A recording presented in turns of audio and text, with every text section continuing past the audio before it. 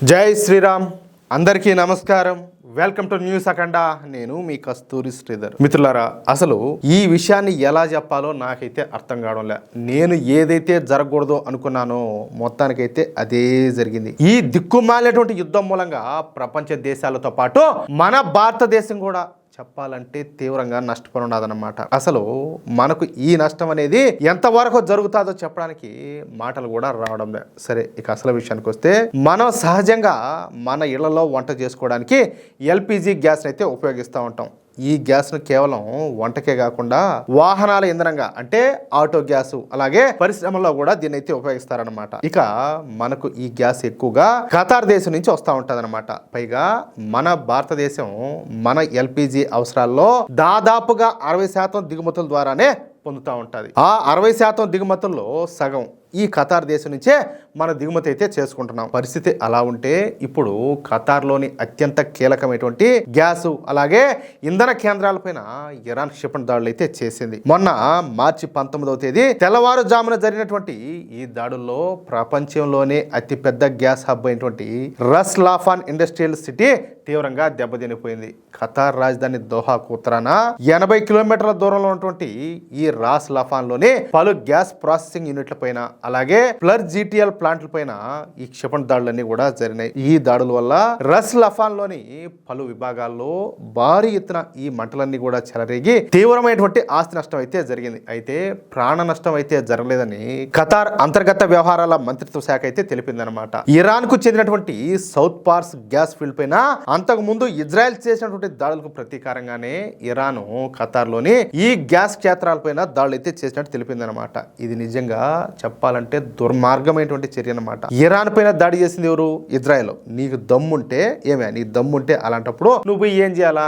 Israel మీద దాడులు చేయాలా, అంతేనా కదా? కానీ మధ్యలో ఖతార్ ఏం చేసింది? అనవసరంగా ఖతార్ని ఇక్కడ ఆటలో అట్టిపండు చేశారనమాట. నాకేదో ఈ ఖతార్ మీద ప్రేమని కాదు, ఎందుకంటే మన అవసరం అలాంటిది. పోనీ ఖతార్లోని మిలిటరీ బేస్ల మీద దాడులు చేస్తే సరిపోయేది కదా. కానీ ప్రపంచానికి గ్యాస్ ను అందిస్తున్న రస్ లఫాన్ గ్యాస్ ఉత్పత్తి క్షేత్రాలన్నింటిపైన దాడులు అయితే చేశారు. ఈ దాడుల్లో ఆ గ్యాస్ ఉత్పత్తి క్షేత్రాలన్నీ కూడా తీవ్రంగా దెబ్బతినిపోయినాయంట. మనం కూడా మన దేశానికి అవసరమయ్యేటటువంటి ఎల్పిజి గ్యాస్ లో ఒక 40 నుంచి 45% ఎల్పిజి గ్యాస్ ను ఇక్కడి నుంచే కొనుగోలు అయితే చేస్తున్నాం. ఈ ఖతారు ప్రపంచంలోనే అతిపెద్ద లిక్విఫైడ్ నేచురల్ గ్యాస్ ఎగుమతిదారు కావడంతో ఈ దాడులు వల్ల గ్యాస్ ఉత్పత్తి నిలిచిపోయి అంతర్జాతీయ మార్కెట్లో గ్యాసు, అలాగే ఈ చమురు ధరలన్నీ ఒక్కసారిగా పెరిగిపోయినాయి. చెప్పాలంటే మన దేశంలో ఇంతవరకు గ్యాస్ ధరలు కానీ లేదా పెట్రోల్ డీజిల్ ధరలు కానీ పెరగకుండా ఉండేది ఏడైనా ఉండదంటే అది మన దేశంలోనే. మిగతా అన్ని దేశాలు కూడా ఇష్ట ప్రకారం పెంచిపారు దొబ్బినాయి. అర్థమవుతుందా? అయినా కూడా మన దేశంలో చాలా మంది పొరంబోక ముండాకుడుకులు, సన్నాసి ముండాకుడుకులు అంతా కూడా మన మోడీ గారిని నోటుకొచ్చేట్టు మాట్లాడుతూ ఉంటారు. సరే, ముఖ్యంగా ఇక్కడ ఖతార్ నుంచి అత్యధికంగా గ్యాస్ ను దిగుమతి చేసుకునేటటువంటి మన భారత్ వంటి దేశాలపైన దీని ప్రభావం తీవ్రంగా ఉండే అవకాశం ఉండదు. ఎందుకంటే అసలు గ్యాస్ ఉత్పత్తి ఆగిపోతే ఇక మనం మాత్రం ఏం చేయగలుగుతాం చెప్పండి? మన దగ్గర లేకపోయా వచ్చే కాడేమో ఈ మరి ఇబ్బంది పడిపోయి ఇంక మనం ఏం చేస్తాం? అయితే జస్ట్ ఇందాకనే అందినటువంటి ఒక భయంకరమైనటువంటి వార్త ఏంటంటే, ఈ దాడుల్లో ఈ గ్యాస్ ప్లాంట్లు అన్ని కూడా ఎంతగా దెబ్బతిన్నాయంటే వాటిని మళ్ళీ బాగు చేయడానికి కనీసం 3 నుంచి 5 ఏళ్ల టైం పడుతుందంట. అంటే రాబోయే రోజుల్లో ఈ గ్యాస్ కష్టాలు అయితే మామూలుగా మాత్రం ఉండవు. ఖతార్ ప్రభుత్వం ఇప్పటికే చేతులు ఎత్తేసింది. మా దగ్గర గ్యాస్ లేదు, మేము పంపలేమని చెప్పేసి ఓపెన్ గా చెప్పేశారు. దీనివల్ల ఏంటంటే ప్రపంచ మార్కెట్ లో ఆయిల్ ధరలు చెప్పాలంటే ఆకాశాన్ని తాకుతున్నాయి. అంటే ఈ నష్టపు యుద్ధం మూలంగా ప్రపంచ దేశాలతో పాటు మన దేశం కూడా తీవ్రమైనటువంటి ఆర్థిక పరిస్థితులను ఎదుర్కొని ఉండదన్నమాట. అసలు గ్యాస్ ను ఉత్పత్తి చేసే కేంద్రాలపైన దాడులు చేయకుండా ఉంటే ఏదో విధంగా మన ప్రధాని నరేంద్ర మోడీ గారు మేనేజ్ చేసినండు. కానీ ఇప్పుడు ఈ దాడుల మూలంగా మొత్తంగా గ్యాస్ ఉత్పత్తి అయిపోతే ఎవరు మాత్రం ఏం చేయగలుగుతారు? అంతేనా కదా? మనం ఈ ఎల్పిజి గ్యాస్ కోసం ముఖ్యంగా ఖతారు, అలాగే సౌదీ అరేబియా, యుఏఈ దేశాల మీద ఆధారపడుతున్నాం అనమాట. ఇప్పుడు ఈ దేశాలన్నీ కూడా యుద్ధం కోరల్లో చిక్కుపోయి ఉన్నాయి. ఈ మతిలేనటువంటి ట్రంప్ మూలంగా ఈ దరిద్రపు యుద్ధం అయితే వచ్చేది. ఇప్పుడు అంతర్జాతీయ మార్కెట్ లో గ్యాస్ ధరలు పెరగడం వల్ల మన భారతదేశంలో సిఎన్జి, అలాగే పిఎన్జి ధరలు కూడా భారీగా పెరిగే అవకాశం ఉండదన్నమాట. ఇది సామాన్యులపైన భారంగా మారుతుంది. గ్యాస్ ను ముడి సరుకుగా వాడేటటువంటి ఎరువులు, అలాగే విద్యుత్ కేంద్రాల ఉత్పత్తి వ్యయం పెరిగి ఆహార ఉత్పత్తుల ధరలపైన కూడా ప్రభావం అయితే చూపుతుంది అన్నమాట. పెరిగిన ధరల వల్ల భారత్ ఎక్కువగా ఈ విదేశీ మార్క ద్రవ్యాన్ని ఖర్చు చేయాల్సి ఉంటుంది. దీనివల్ల ఏంటంటే మన దేశ ఆర్థిక వ్యవస్థ పైన కూడా ఒత్తిడి పెరుగుతుంది అనమాట. ప్రస్తుతానికి మన ప్రభుత్వం ఇతర దేశాల నుంచి అంటే అమెరికానో లేదా లేదా రష్యా వంటి ప్రత్యామ్నాయ సరఫరా మార్గాలను అయితే వెతికే పనిలో ఉండాలి. దీనివల్ల రవాణా ఖర్చులు పెరిగి చివరకు వినియోగదారులపైనే అంటే మనపైనే భారం అయితే పడుతుందన్నమాట.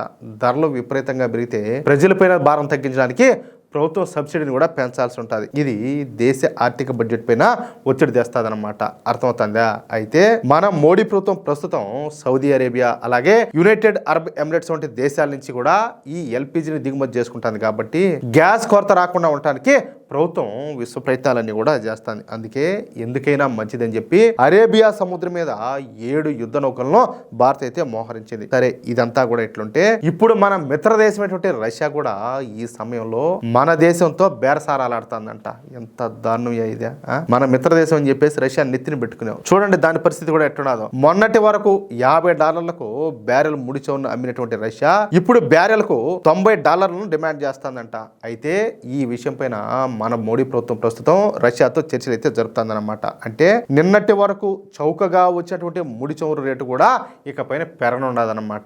ఇప్పుడు ఆ భారం అంతా కూడా మన కేంద్ర ప్రభుత్వం అలాగే మనము భరించాల్సి ఉంటుంది. ఇక మన మోడీ ప్రభుత్వం ప్రస్తుతం మన దగ్గర ఉన్నటువంటి అత్యవసర గ్యాస్ నిల్వలను ఉపయోగించి మార్కెట్లో గ్యాస్ కొరత రాకుండా చూసుకుంటుంది.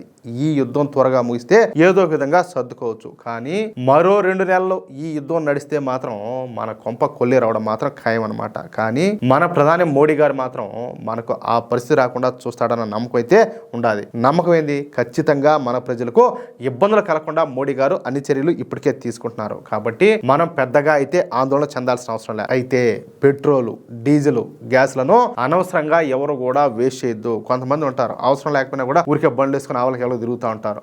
అది నేను చెప్పేది. ఈడేది ఇటు చెప్తాడని చెప్పేసి మీరు అనుకోవద్దు. జస్ట్ మన జాగ్రత్తలో మనం ఉండాలని చెప్పేసి ముందుగానే హెచ్చరిస్తున్నా అంతే. మిత్రులారా, ఈ యుద్ధం వల్ల మన వంటింటి గ్యాస్ నుంచి దేశ ఆర్థిక వ్యవస్థ వరకు ఎలాంటి ముప్పు పొంచున్నదో చూశారు కదా. మరి ఇలాంటి క్లిష్ట పరిస్థితుల్లో మన ప్రభుత్వం తీసుకుంటున్న నిర్ణయాలపైన మీ అభిప్రాయం ఏంటి? కింద కామెంట్ సెక్షన్ లో తప్పకుండా తెలియజేయండి. ఈ సమాచారం ప్రతి ఒక్కరికి కూడా చేరాలా. కాబట్టి ఈ వీడియోని వెంటనే షేర్ చేయండి. ఇలాంటి మరిన్ని లేటెస్ట్ అప్డేట్స్ అలాగే లోతైనటువంటి విశ్లేషణల కోసం మన న్యూస్ అఖండ ఛానల్ ని ఇప్పుడే సబ్స్క్రైబ్ చేసుకోండి. అలాగే పక్కనే ఉన్నటువంటి బెల్ ఐకాన్ క్లిక్ చేయడం మాత్రం మర్చిపోకండి. జై శ్రీరామ్, జై హింద్, భారత్ మాతా కీ జై.